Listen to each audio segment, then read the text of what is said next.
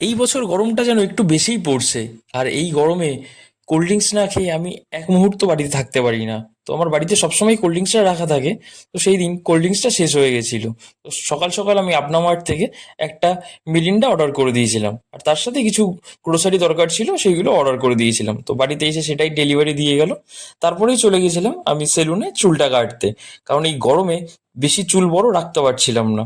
তো চুল কেটে কমপ্লিট করে এসে দেখি আর মেরিন্ডাটা খেয়েও আমার একদমই গরম কমছে না। তো আমাদের হাবড়াতে কিছুদিন আগেই ব্লিঙ্কিট স্টার্ট হয়ে গেছে। তো সেইখানেই দেখছিলাম আইসক্রিমেরটাও অফারে চলছে। তো সেই জন্যই আমি একটা আমুলের চকলেট আইসক্রিম অর্ডার করেছিলাম।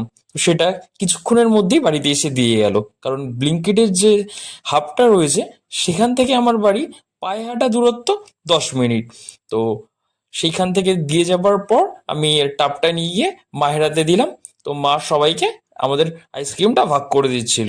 তো ওই দিন দুপুরবেলা আমরা ভাত খেয়ে আব্বার পর সবাই মিলে আইসক্রিমটা ভাগ করে খেলাম। তো আজকের ব্লগটা এইটুকুই। তোমাদের সাথে দেখা হবে নেক্সট ব্লগে। আর তোমরা যারা যারা আমার চ্যানেলটা এখনো সাবস্ক্রাইব করোনি, সাবস্ক্রাইব করতে ভুলবে না কিন্তু।